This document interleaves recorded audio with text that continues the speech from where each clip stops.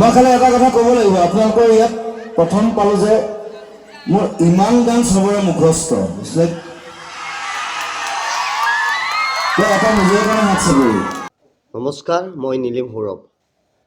আজি মই আপোনালোকৰ মাজলৈ মই পৰিচালনা কৰা এখন সংলাপ নাট্যাভিনয় আপোনালোকৰ মাজত শ্বেয়াৰ কৰিম বুলি ভাবিছোঁ। আপোনালোকে চাব, কেনেকুৱা পালে জনাব কমেণ্টত, ভাল বেয়া কেনেকুৱা পায় জনাব। আৰু এইখন মোৰ প্ৰথম সংলাপ নাট্যাভিনয়। মই যিখন স্কুলত পঢ়িছিলোঁ, নৱজাগৰণ জাতীয় বিদ্যালয়, মই ক্লাছ অংকুৰ প্ৰাক আছিল আমাৰ, অংকুৰৰ পৰা পঢ়িছিলোঁ 5ক লাগি 7 বছৰ পঢ়িছিলোঁ। সেই স্কুলতে আমাৰ দেউতাও শিক্ষকতা কৰি আছে।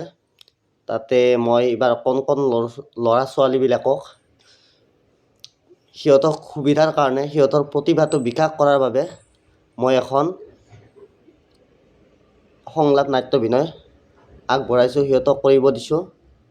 সিহঁতে কৰিছে। আপোনালোকে এতিয়া চাওক কেনেকুৱা হৈছে। অসম আমাৰ ৰূপহী, গুণৰ নাই শেষ, ভাৰতৰে পূৰ্ব দিশত সূৰ্য উঠে। অসমৰ ইতিহাসত যিসকল বীৰ বীৰংগনাই প্ৰাণ আহুতি ইতিহাস ৰচিলে, সেই মহান ব্যক্তিকেইজনক হৈ আমি আৰম্ভ কৰিছোঁ কেইটামান সংলাপ। মই আহোমৰ সেনাপতি লাচিত বৰফুকন, জাতি নেৰু ভেটি নেৰু জীৱন মোগলৰ হাতৰ পৰা আমাৰ দেশক ৰক্ষা কৰিলোঁ।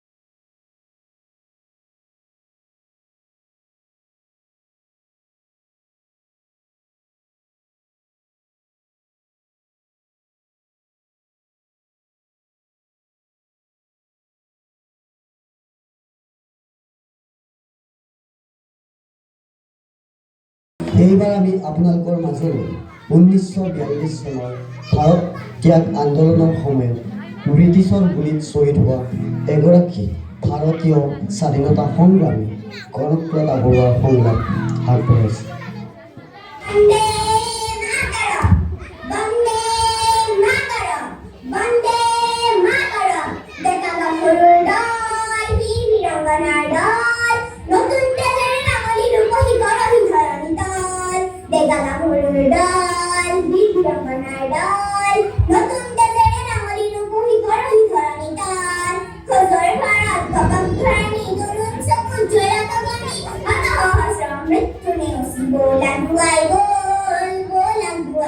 সাবধান, আৰ আজ্ঞা বাড়িবা, এখন চাঁদ বাড়িলেই গুলি কৰি।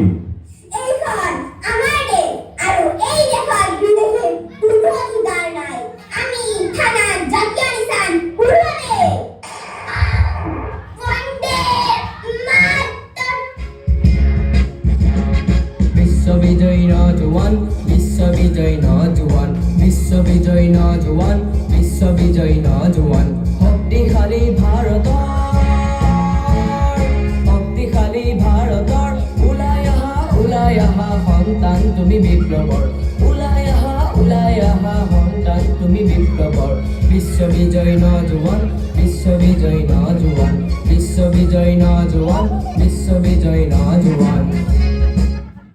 এইবাৰ আমি আপোনালোকৰ মাজলৈ আগবঢ়াইছোঁ অসমৰ ইতিহাসত এগৰাকী মহিয়সী নায়িকা আৰু আহোম ৰাজবংশৰ এগৰাকী কুঁৱৰী জয়মতী। নিজৰ স্বামী আৰু দেশৰ প্ৰতি অপৰিসীম ত্যাগ আৰু সাহসৰ পৰিচয় দি অসমৰ ইতিহাসত চিৰদিন অমৰ হৈ জিলিকি থকা নায়িকা। সদাপনিৰ বাতৰি নকৰি মানে ৰাজ্যৰ মানুহে জনা নজনা সকলো শাস্তি বিহা হওক।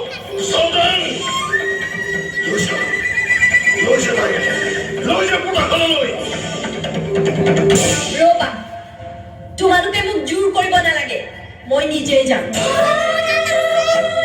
যোৱাৰ আগতে মাত্ৰ এষাৰ কথা কৈ যাম পৃথিৱী আৰু ইমান সহ্য নকৰে বৰফুকন আৰু সৰহ দিন নাই মোৰ স্বামীয়ে আপোনালোকক চিৰমুক্তিৰ পথ দেখুৱাব ব'লা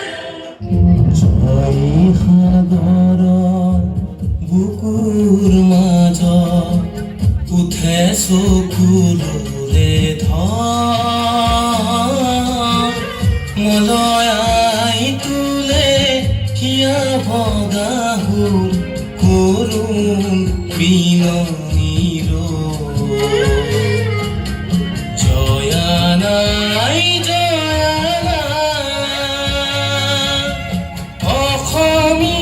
অসমীয়াই চেনেহৰ যি সতী জয়মতী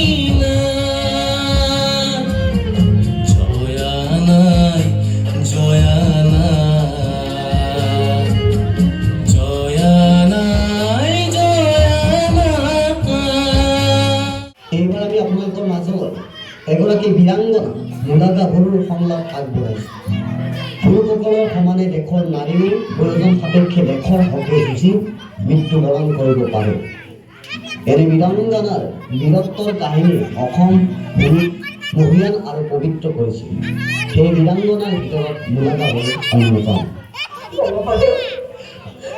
আজি ৰাতিটোৰ ভিতৰতে পপা নেউঠি ফুটাম কাটি তাৰফলত নলোৱা বস্তু প্ৰস্তুত কৰি পিন্ধি পঠিয়াবলৈ মই যে আজি অসমৰ্থ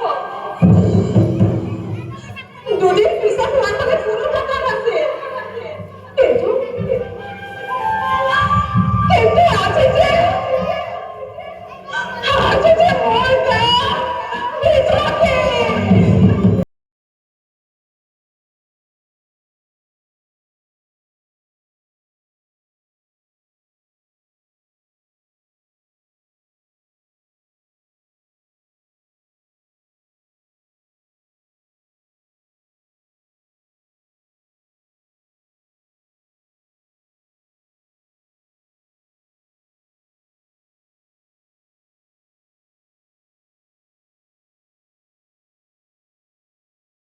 নিজকে নাহৰ নাহৰ চিঞৰি থাকিলে নহ'ব নাহৰ নুবুল আমি জুবিন দেশৰ মানুহ আমি জুবিন যুগৰ মানুহ জয় জুবিন দা অমৰ সদৌ আপোনালোকৰ মাজত আমি আমাৰ প্ৰাণৰ শিল্পী জুবিন দা এটি সংলাপ আগবঢ়াইছোঁ মই খালি এটা কথা ক'ব লাগিব আপোনালোকৰ ইয়াত প্ৰথম পালোঁ যে মোৰ ইমান গান চবৰে মুখস্থ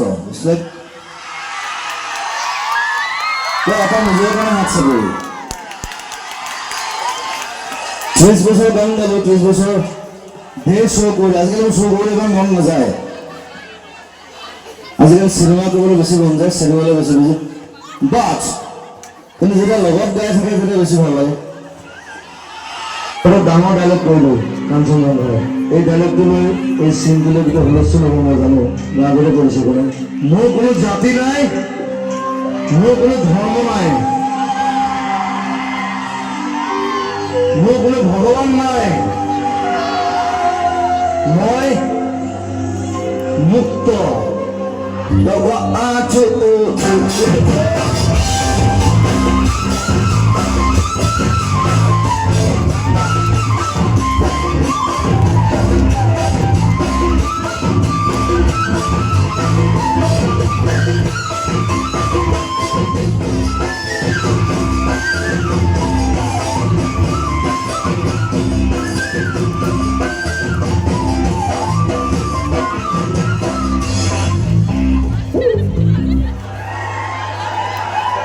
মই ইমান ধুনীয়া ছোৱালীজনী মই বোলো হাতেৰে মাতি এনেকৈ উঠাম তাক ষ্টেজত এই কোন এই বৰ্ডটো এইটো সেইফালে উঠাইছে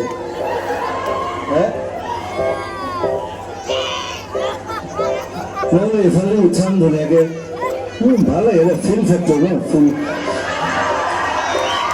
চব বস্তু ফিল্ম ফেক্টৰ দেই এতিয়া গোটেই ইণ্ডিয়াখন এতিয়া ফিল্ম ফেক্টৰ দেই মই কৈ আছোঁ মই বতলা মকা নাই কিন্তু 5 বছৰ পিছত গম পাব 1 2 3 মহিলং লাগি যায় আলিলং লাগি যায়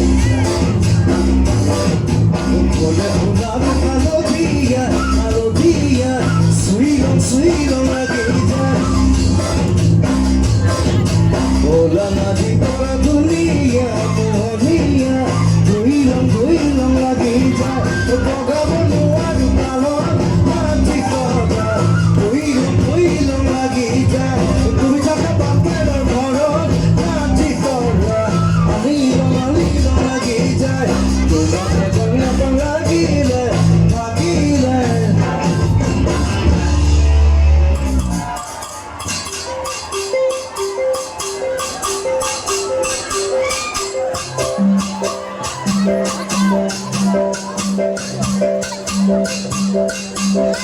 Itu kamu lah ya lo. Jadi memang biru banget, Pak. Oh, mau hilang.